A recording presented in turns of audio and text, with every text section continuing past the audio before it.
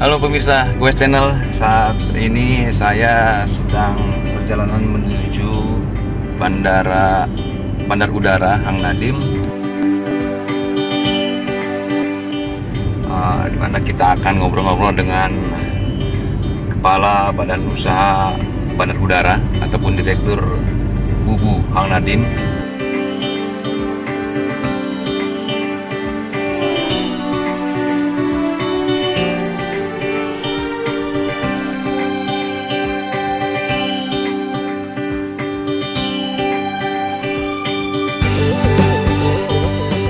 Pemirsa, saat ini saya ada di Bandara Hang Nadiem dan saya akan temui Kepala Bandara Hang Nadiem ataupun Direktur Badan Usaha Bandar Udara Hang Nadiem, Bapak Suharso.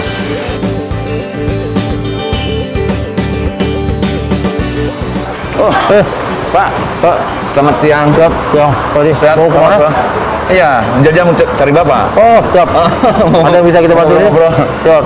Dari Goes ID mau ngobrol-ngobrol seputar bandara. Cara yang diadakan baik Jadi nanti Indonesia ini berapa ideologi? Goes Channel bahwa tahun ini memang Goyang gitu, goyang. Gimana Pak Marso? Mau Baik, ngobrol di sini atau silakan. gimana? Wah, sebaiknya enaknya langsung di dalam Pak Edi. Kita lihat situasi bandara terminal sekarang yang saat ini sedang beroperasi. Mudah-mudahan lebih enak kita bicara. Oke, baik Pak. Ya, silakan. Ya. Pak Edi, silakan. Ya.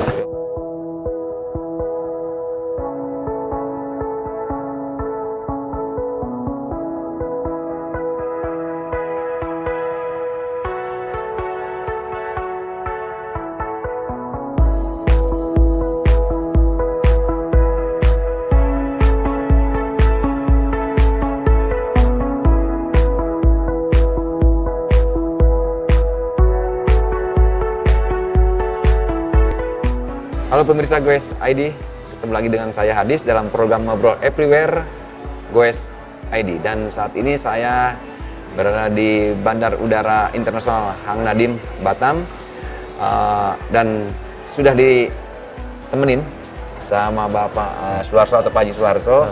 Beliau adalah Direktur Badan Usaha Bandar Udara Hang Nadiem, dan kita akan langsung ngobrol-ngobrol dengan beliau di Ngobrol Everywhere.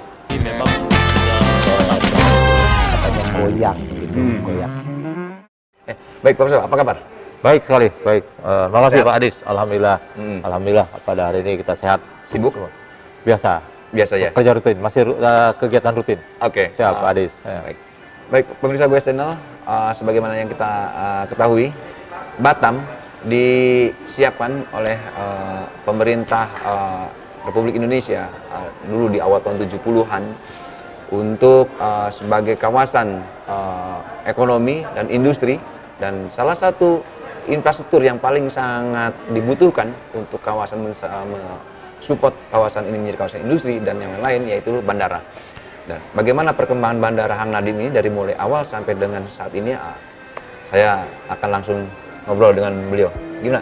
Baik, Pak Pak. Marso, bisa diceritakan awal Batam ini dibentuk untuk menjadi kawasan industri, di salah satu kawasan industri ya di Indonesia, dan diperlukan adanya bandar udara seperti ini. Baik, terima kasih para pemirsa, Pak Adis. Saya cerita sedikit. Saat itu sekitar tahun 80-an, ya, tepatnya di 82 akhir. BP Batam yang dulunya bernama Otorita Batam yang dipimpin oleh almarhum Pak B.J. Habibie sudah memikirkan pengembangan Batam ini khususnya untuk sarana transportasi udara, yaitu dulu sebutnya lapangan terbang. Nah, lapangan terbang ini sudah dirancang sejak awal. Pada mulanya kita beroperasi hanya melayani penerbangan oil company, yaitu Pekanbaru, Batam, Dumai, dan Sungai Pakning. Ya, dulu penerbangannya menggunakan pesawat tipe Skyvan. Ya, di Hang Nadiem ini logistiknya Pertamina. Perkembangan zaman 82 di 83 mulailah proyek pengembangan bandara Batu Besar saat itu namanya. Jadi Batu Besar betul. Nah, kita singkat dulu Pelut Batu Besar, Pelabuhan Udara Batu Besar. Itu ceritanya Pak Adis. Ya, jadi 83 ke bawah. Nah, pengembangan dulu runway-nya kalau kita lihat, karena dulu operasinya hanya tipe Skyfan, itu hanya 800 meter panjang runway. Itu Jenis pesawat baling-baling, Baling-baling. seaternya tuh hanya 6 seat. Ya, hanya Jadi 6 seat. runway pun nggak terlalu panjang ya? Betul sekali. Jadi hanya 800 meter saat itu. Nah, pengembangannya ini secara signifikan ya. Jadi peningkatan runway awal 800 meter ditambah menjadi 1000 meter, 1250, 1600, Oke. 2000, 2250, 2500, 3000, 3600 saat ini. Itu dalam Kurun waktu 83 sampai dengan tahun 95. penambahan runway itu. Penambahan runway. Terakhir 95 kemari 2000 itu sudah 4045 meter. Oke. Ya, tapi lebarnya masih 45. Dari 30 kita tingkatkan menjadi 45. Alhamdulillah. Saat itu kita dan sampai saat ini pun runway kita terpanjang di Indonesia. Oke, Ya, Pak. ini Pak, yang itu dari tadi yang disampaikan di awal. ya. Itu kan jenis pesawat itu baru satu tuh mengawalnya, Ya, yang tadi tuh ya disampaikan. Skyfan, ya. Skyfan itu. Nah, setelah ada penambahan runway, Ya. otomatis kan sesuai dengan kebutuhan penerbangan. Ya. Nah, apa lagi tuh yang Oke. sudah mulai ini? Baik, untuk tipe pesawat dengan pengembangan zaman dari 800 menjadi 1250, ada Fokker 27 Merpati. Ya, rutenya Jakarta, Palembang, Batam. Oke. Nah, Fokker 27. Nah, masuklah lagi Garuda, Fokker 28, sama rutenya. Jakarta, Palembang, Batam. Terus meningkat. Saat itu masih berjayanya Sempati. Masuk Sempati, masuk Burak. Ya, nah ini terus berkembang. Nah, dari tipe Skyfan, tipe Fokker 27, Ya. tipe Fokker 28, terus meningkat DC-9. Ya, itu DC-9 dulu sangat masih jaya-jayanya Merpati, Ya. apa semua. Garuda masih 28. Nah, meningkatlah 737. Nah, baru ini udah tahun 95 ke atas. Peresmian kita itu pada April 95, Bapak Presiden Republik Indonesia itu Pak Soeharto mendatangkan Garuda Indonesia tipe pesawat 747. Boeing ya? Ya, Sudah Boeing 7. itu pertama Boeing masuk ke Hang Nadiem, tapi sebelumnya sudah dicoba 737. Namun untuk peresmian tersebut Pak Presiden kita minta kepada Garuda Indonesia agar mengirimkan pesawat Boeing 747. Saat itu ini menjadi pesawat terbesar yang pernah mendarat di Kepri. di Ya, Kepri. di Hang Nadiem, di Kepri. Nah, di Hang Nadiem itulah 747 tersebut dinilai sukses. Oke. Ya, nah maka ini terus berkembang. Terus perkembangan itunya Pak Marso, itu kan dari sisi infrastruktur ya. Ya. Dari statusnya sendiri gimana? Cerita atau sejarahnya status Bandara Hang Nadiem ini dari mulai Pelud ya, Ya. terus sampai dengan hari ini disebut istilahnya dengan Bubu sebenarnya. Itu gimana? Ya, baik. Jadi pengembangan nama dulu memang Kementerian Perhubungan masih eksis dalam pengembangan bandar udara di Indonesia, termasuk Hang Nadiem. Nah, saat itu memang pelabuhan udara Batu Besar. Pengembangannya ini dari kita kelas perintis, naiklah kita kelas 3, naiklah kita klasifikasi bandara kelas 2, kelas 2 internasional kelas 1. Nah, ini semua masih bekerja sama Kementerian Perhubungan dan saat itu Otorita Batam. Ini masih bekerja sama, ya. Sejak 85 ke atas, nah mulai ini pengembangan. Nah, di tahun 95, 98, nah 98 itu beralihlah. Ada keputusan pemerintah yang mengizinkan, ya, mengizinkan koperasi maupun badan usaha itu untuk mengelola bandar udara. Kita kenal di Indonesia ini ada Angkasa Pura I, Angkasa Pura II. Nah, otoritas saat itu berganti BP Batam mengajukan permohonan ke Pak Menteri Perhubungan saat itu dijabat oleh Pak Jonan, pengajuan kita untuk menjadi badan usaha bandar udara. Ini disetujui. Ini satu-satunya di Indonesia berbentuk bubu pengelolaan bandar udara yang dilakukan oleh BP Batam saat ini. Artinya tidak di bawah Angkasa Pura gitu ya? Tidak, kita langsung di bawah pengelolaan BP Batam. Baik Pak, sebelum dilanjutkan nanti kita akan lanjutkan. Baik, pemirsa, sebelum kita lanjutkan lagi, nantikan dulu setelah rehat yang berikut ini. Cara yang diadakan baik pemirsa Jadi nanti Indonesia ini berapa ideologi? Channel selama 2 tahun ini memang Katanya goyang gitu, goyang. Baik pemirsa Goes ID, kita akan lanjutkan kembali obrolan kita di Ngobrol Everywhere bersama Pak Suharso, Direktur Bubu Hang Nadiem. Baik Pak Suharso, tadi cerita saya pernah dengar katanya Bandar Hang Nadiem ini konon awalnya sempat berpindah-pindah dari tahap 1, tahap 2, tahap 3, betul ya? Tahapnya mungkin pembangunannya, ya. Jadi pembangunannya sebenarnya tidak pindah-pindah, hanya mungkin lokasinya tetap di sini. Lokasi tetap, namun untuk duanya beda tempat. Oh, beda tempat. Di mana tuh?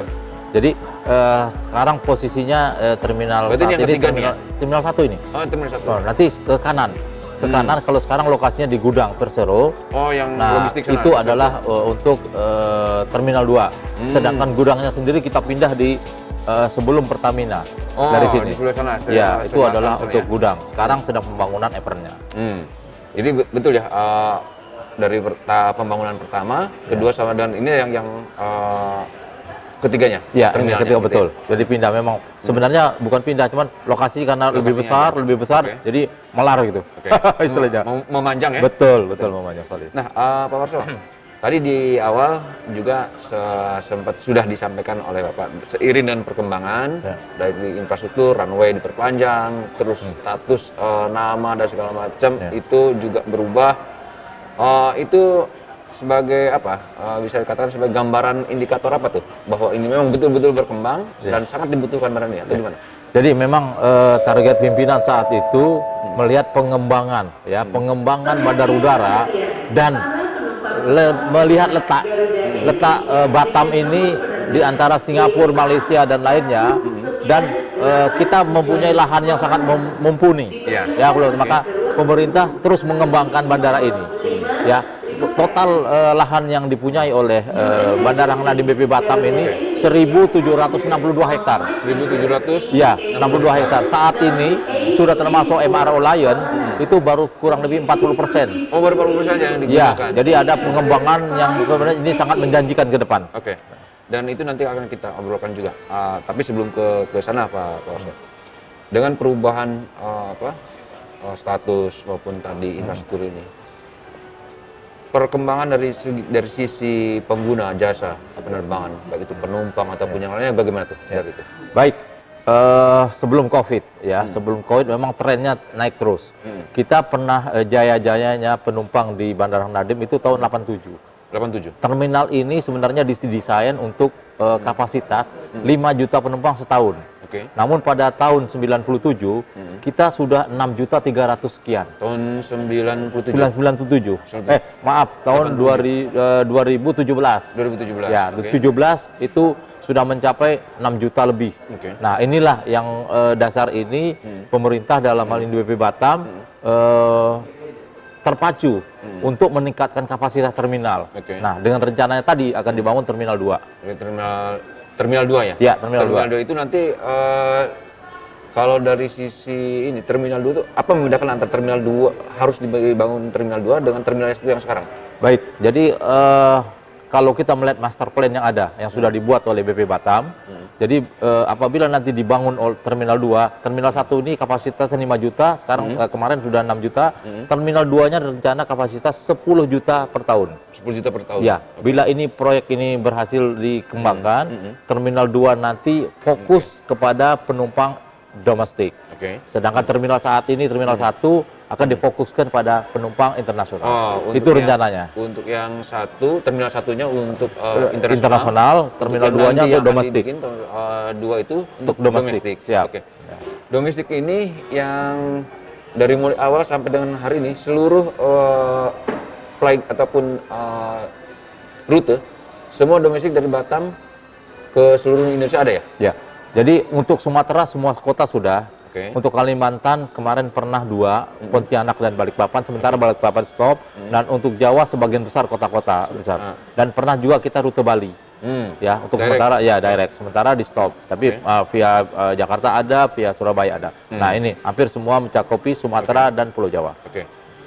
Baik, pemirsa Goes Edi, kita akan bicara seputar perkembangan Bandara Hang Nadiem dewasa ini atau tahun-tahun ini, di mana Bandara Hang Nadiem juga merupakan salah satu kawasan ekonomi khusus yang sudah ditetapkan oleh Kementerian Perekonomian melalui BP Batam.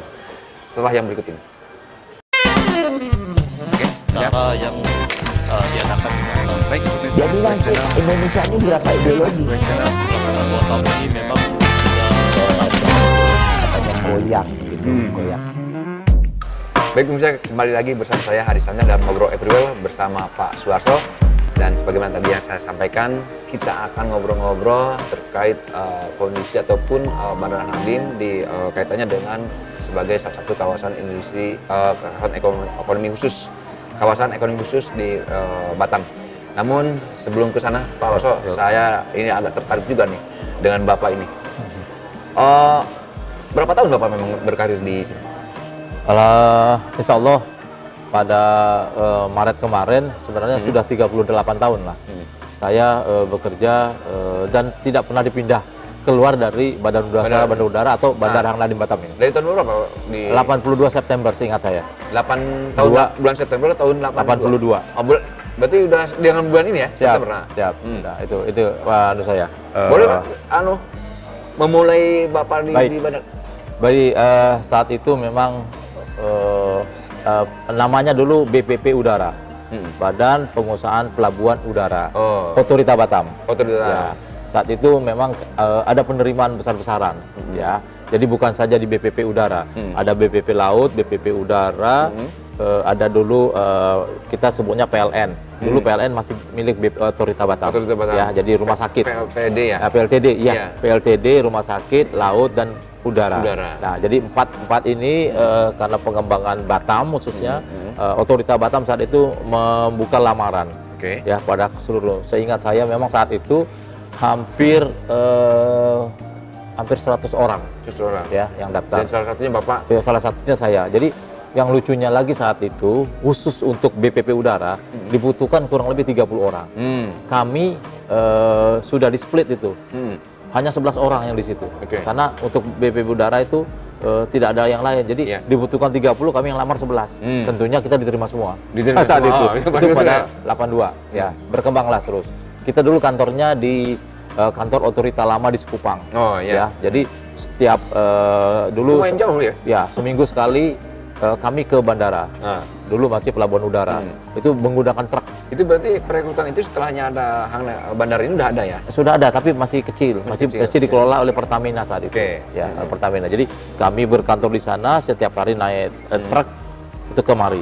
Jalannya tuh kurang lebih 2 jam sampai 2 jam setengah. Baru nyampe ke sini karena jalannya masih tanah. Memang dalam proses pembangunan jalan. Waktu awal-awal anggaplah berkarir lah di bandara ini. Apa yang Bapak kerjakan? Baik. Waktu awal pertama. Jadi awal pertama kami semua yang kerja itu ya kalau datang kami semua termasuk senior-senior kami dari TNI AU itu kerjanya membersihkan terminal. Runway atau tidak, terminal dulu. Terminal udah selesai baru ke runway. Setiap hari itu dari ujung kan karena masih 800 meter. Itu pungutin kayu paku. Karena kan baru dibangun. Ya, baru dibangun. Ada bekas-bekas proyek, paling banyak paku. Tiap pagi dari ujung ujung kerjanya itu aja. Kerjanya itu sambil bersihin, sambil menunggu pesawat hanya satu. Nah, kami juga lah yang melakukan ground handling saat itu. Jadi mengangkat barang penumpang dari check-in area ke pesawat. Barang itu masih tidak, bawa masukkan ke pickup dulu. Dari pickup bawa ke pesawat. Ada kurang lebih jaraknya 20 meter lah dari terminal. Itu kerjanya. Jadi kami juga, semua kami. Jadi selain dapat gaji Otorita saat itu, kami juga dapat gaji ground handling. Itu.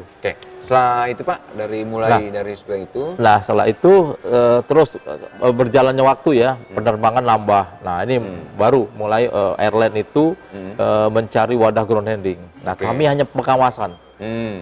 Tapi tetap kami kalau datang ya bersihkan terminal, ya terminalnya hanya untuk kapasitas dulu 80 orang gitu ya. Jadi itu. Nah, setelah kerja tersebut pesawatnya udah nggak ada, kami olahraga.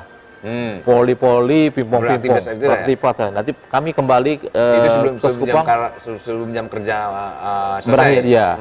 Nanti kami sambil menunggu jam 3. Jam Oke. 3 udah kami pulang. Nanti sampai di Sekupang tuh jam 5. Karena Mas, zaman itu penerbangan pun mungkin Baru satu ya. Satu terus meningkat 2 terus dari seminggu 4 kali, seminggu 2 kali, seminggu 4 kali, terus tiap hari 1, tapi pesawatnya satu. Iya. Ada itu tadi, ada Merpati pertama, terus ada Garuda. Oke. Itu dia. Dari sisi itu, sekarang Bapak sebagai orang nomor 1 lah di Hang Nadiem. Ya. Bagaimana bisa tahapan-tahapan itu bisa Bapak lalui? Baik, mungkin saat itu saya punya apa namanya, kepercayaan bahwa kalau kita sabar, kita jujur dan kita teguh, ya, Insya Allah ini bisa kita lakukan. Iya. Saya pertama mendaftar di Otorita Batam saat itu sebagai tenaga lepas, Iya. ya. Dulu di Otorita sebutnya setelah tenaga lepas 3 bulan, 6 bulan, baru diangkat jadi honor bergolong. Setelah setahun. 6 bulan. 6 bulan. Oh, 6 bulan honor bergolong. Jadi golongan kami dulu karena kami SLTA itu golongannya golongan 14. Golongan 14. Golongan 14. Pada saat itu kapelutnya, kepala pelabuhan udaranya itu kalau nggak salah. Dulu masih kapelut ya? Ya, kapelut golongan 9 itu pimpinan kami yang tertinggi golongan 9. Iya. Kami itu golongan 14 yang SLTA. Iya. Ya, yang SMP 15 16. Nah, itu yang sarjana 13. Ya, saya kebetulan masuknya kami diterima basicnya semua SLTA, kami semua masuk di golongan 14. Nah, terus berarti rintisan ke arah sekarang ini jadi yang tadi lah dari 82 itu. Dari TL honor bergolong. Nah, dulu saya kerjanya di umum ya, terus masuklah di tata usaha ya. Tata usaha masuklah dulu namanya perizinan dan pengendalian di bawah umum ya. Dari situ pindah ke perizinan, pindah ke komunikasi ya, komunikasi radio yang menghubungkan antara Pelut Batam, Pelut Pekanbaru, Palembang dan Medan. Komunikasinya dulu pakai SSB. Ya, itu tugas Bapak lah? Tugas dia. Misalnya pesawat mau datang, menghubungi bandara-bandara yang di luar sudah take off, nanti dia kontak, nanti estimate-nya jam berapa kita catat. Nah, itu masih sangat manual ya? Waduh, manual semua. Sangat manual semua. Nah, dari situ terus saya dipindahkan lagi ke tata usaha kembali. Setelah tata usaha saya ditunjuk jadi bendaharawan. Bendaharawan itu bendaharawan menerima 3 periode, bendaharawan rutin 3 periode. Nah, setelah itu saya ditunjuk menjadi di briefing office sebentar. Di briefing office itu nggak sampai setahun. Terus saya ditarik lagi jadi protokol saat itu.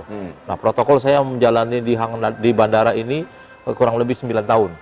Setelah itu saya dipindahkan lagi ke keuangan lagi, ke bagian komersil, ke tata usaha, berarti ke Bapak umum. lebih banyak di manajerial atau manajemen Karena basic saya SLTA-nya SMA umum ya. Jadi memang saat itu banyak teman-teman kita yang teknisi, STM listrik, STM bangunan dan lain-lainnya. Karena kami cuma berapa orang dapat dihitung jari yang SLTA itu SMA. Makanya itu saya berkecimpung banyaknya di perkantoran. Dan sangat tahu persis perkembangan daripada Bandara Hang Nadiem ini dari mulai nol yang tadi. Betul sekali. Ya, alhamdulillah. Jadi alhamdulillah saya rintis itu terus ya, jadi ya itu jabatan juga. Dari mulai KUR, kepala urusan, kepala seksi, Kasubag, Kabak, Kabit, nah juga akhirnya jadilah direktur. Pak, tadi kalau dari ini kan kaitannya dari mulai secara personality Bapak juga sejarahnya atau ceritanya begitu pun demikian dengan Bandara Hang Nadiemnya sendiri. Nah, kembali ke masalah tahapan dan kebijakan dari pemerintah. Sebelumnya kan Bandara Hang Nadiem ini kan tidak melayani flight 24 jam ya. Nah, kapan mulai regulasi bahwa Hang Nadiem layak untuk melayani penerbangan 24 jam? Baik. Saya ingat pada tahun 2014-2015. Nah, ada wacana dari pemerintah menunjuk Hang Nadiem ini agar 24 jam. Ya, saat itu otorita diminta oleh Kementerian Perhubungan agar kita dapat beroperasi 24 karena kita sudah mulai menangani haji flight. Oh iya. Ya, nah ini yang Seiring membuat dengan Batam ini jadikan embarkasi. Ya. Dan fasilitas kita sangat mumpuni saat itu. Kita kapasitas runway-nya terpanjang untuk fasilitas keselamatan penerbangan, instrumen landing system, ada mobil kendaraan PKPPK yang sudah standarnya sudah klasifikasi kelas 1 internasional. Maka 2015 kita diberi kewenangan oleh Kementerian Perhubungan untuk beroperasi secara penuh 24 jam. Beroperasi. Ya, beroperasi 24 jam. Sementara kalau dari sisi operator penerbangan sendiri, nggak sampai 24 jam, Pak? Tidak, memang tidak. Namun untuk saat ini ya dengan adanya MRO Lion di Hang Nadim, ini digunakan, difasilitasi oleh Lion sangat-sangat bermanfaat untuk mereka-mereka. Jadi kita walaupun beroperasinya dari jam 7 pagi hingga 9 malam, namun kita operasional tetap 24 jam. Nah, malam hari inilah digunakan oleh Lion Group untuk misalnya untuk perbaikan pesawat. Kita sangat siap untuk melayani termanfaatkan ini. waktu malam Betul. itu setelahnya operasi kita tutup karena ada aktivitas di MRO itu ya. Betul sekali. Ya. Pak, salam kesempatan ini pun saya dan pemirsa Goes Channel mungkin pengen tahu nih tentang perkembangan yang Bapak tadi singgung tentang MRO dan kawasan ekonomi khusus di bandara ini. Gimana kalau kita ngobrol-ngobrol seputar itu? Baik, silakan Pak. Kita mau di sini atau sebaiknya kita sambil lihat fasilitas. Ini lebih enak. Saya juga menerangkannya nanti dengan kenyataan yang ada di lapangan. Baik, oke. Baik pemirsa Goes ID, kita akan lanjutkan lagi terkait masalah MRO dan juga kawasan ekonomi khusus di kawasan bandara setelah yang berikut ini. Cara yang diadakan baik pemirsa Jadi Goes nanti Channel. Indonesia ini berapa ideologi? Goes Channel selama 2 tahun ini memang Katanya goyang gitu, goyang.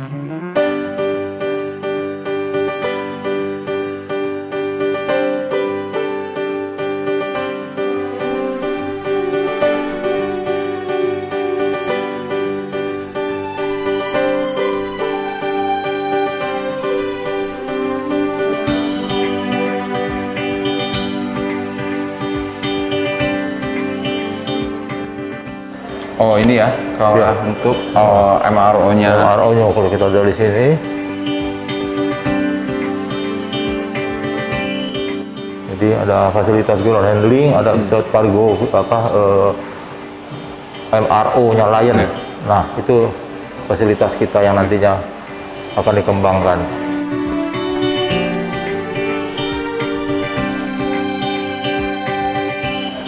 Ya baik pemirsa Goes ID, saat ini kita lagi di posisi Garbarata ya, gate Garbarata.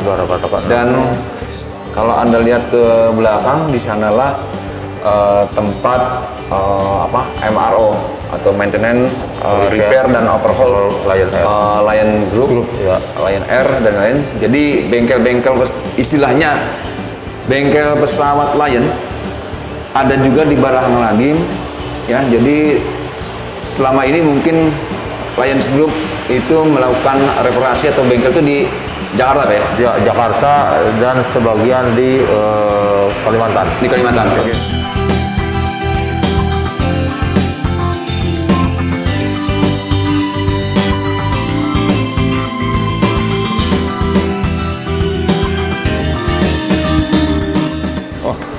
Oke, standar ini kalau di bandara pada saat ini pemirsa, jadi ini tidak sembarangan ke area publik yang sangat ini, berarti kita juga harus mengikuti standar kondisi sekarang aturan main di bandara.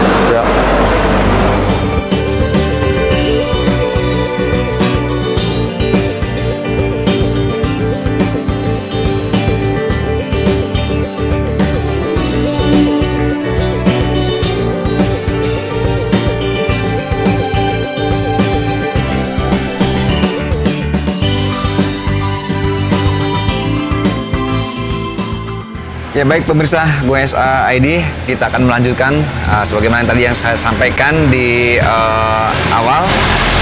Kita akan bicara tentang MRO yang ada di Hang Nadiem, yaitu pusat servis pesawat Lions Group yang ada di Hang Nadiem.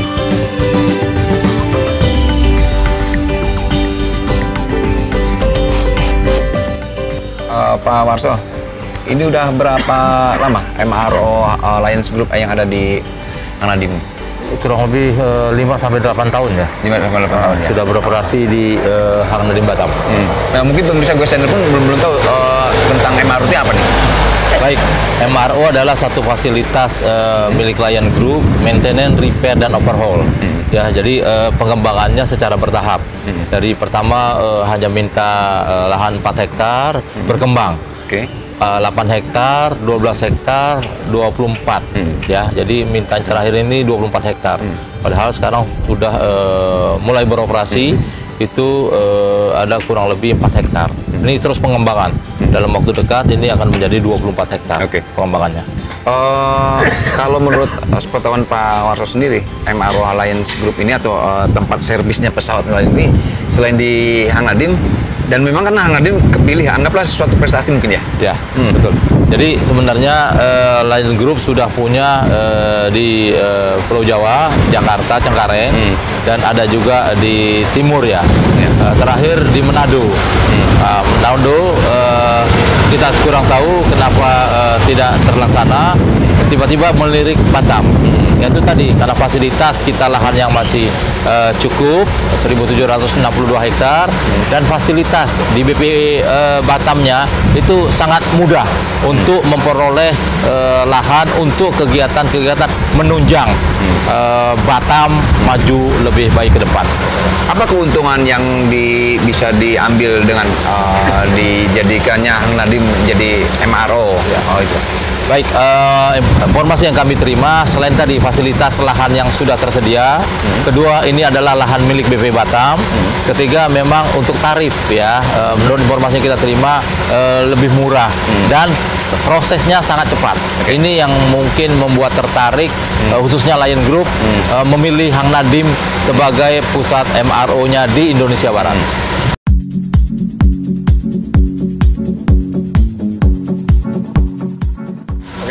Untuk Hang Nadiemnya sendiri, apa nih nilai plusnya dengan adanya MRO nih? Baik, kita melihatnya dari skop besar BP Batam ya. Di samping memang lahan kita tersedia, ini suatu prestasi yang sangat baik apabila adanya kegiatan di bandar udara mempunyai MRO ya. Kita tahu bersama bahwa Lion Group ini mempunyai armada yang sangat banyak. Jadi apabila dia menggunakan Hang Nadiem sebagai MRO-nya, ini ada nilai plusnya untuk Bandara Hang Nadiem BP Batam secara umum. Pak, ngomong-ngomong, dalam tahun ini kawasan bandara juga bagian daripada kawasan ekonomi khusus, dan kurang lebih hampir sebulan atau 2 bulan yang lalu ya, sudah Kementerian Perekonomian sudah menetapkan selain rumah sakit, kawasan digital Nongsa, dan juga salah satunya bandara. Apa makna daripada Hang Nadiem dijadikan kawasan ekonomi khusus itu? Jadi untuk Hang Nadiem ini adalah suatu prestasi ya, dari BP Batam.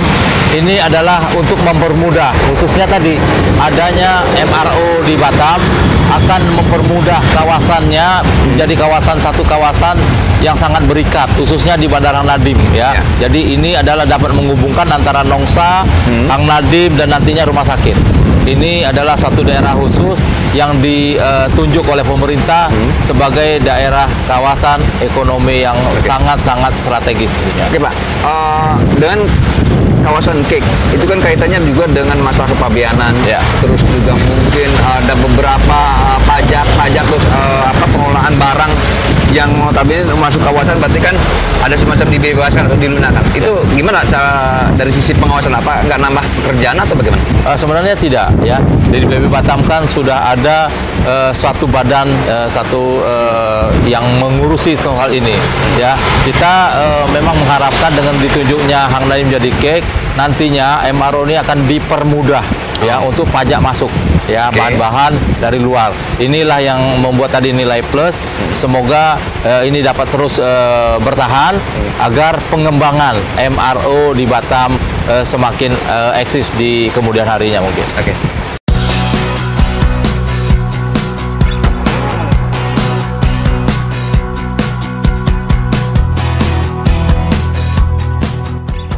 Terus Pak, ini mungkin yang terakhir di segmen terakhir ngobrol everywhere kita ini.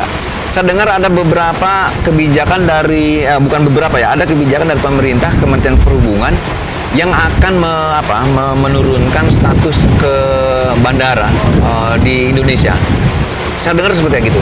Bisa dikatakan ya atau tidak? Apakah Hang Nadiem juga termasuk di dalam situ atau bagaimana? Baik, memang ini awalnya kita melihat adanya kasus pandemi. Ya, pandemi ini membuat beberapa bandara yang beroperasinya jadi menurun. Nah, pemerintah melihat banyak bandara udara yang sudah diklasifikasikan untuk bandara internasional. Tapi alhamdulillah Batam tidak termasuk yang diturunkan. Mudah-mudahan akan lebih besar ke depan karena ada beberapa bandara-bandara di seputaran kita yang akan ditutup. Nah, ini tentunya membuat peluang kita akan lebih besar lagi untuk mendatangkan pesawat-pesawat dari luar negeri. Ini harapan kita ke depan. Berarti kekhawatiran itu tidak ada ya? Tidak ada. Dan rencana untuk Hang Nadiem menjadi Aero City? Nah, ini adalah salah satu target Kota Batam, khususnya BB Batam. Ini adalah cita-cita kita, menyatukan kegiatan tadi Nongsa, Kabil, dan Hang Nadiem karena jaraknya dekat. Ini akan membuat satu kesatuan. Ke depan, ya. Itu yang namanya Aero City. Aero City tadi. Termasuk konon katanya ada juga fasilitas publik seperti mall. Betul. Terus yang lain, betul. Itu tadi karena fasilitas kita sangat mumpuni ya, lahan. Jadi nanti pengembangan ke depan kita doakan bersama. Terminal kita nanti akan dibangun Terminal 2. Setelah itu akan diadakan revitalisasi terminal sekarang. Nah, ini yang akan digeser ke depan. Jadi menjadi 2 lantai. Jadi lantai dasar untuk parkir kendaraan. Lantai atasnya kita membuat tadi mall yang akan dilakukan dalam waktu tidak akan lama. Kita mohon doanya.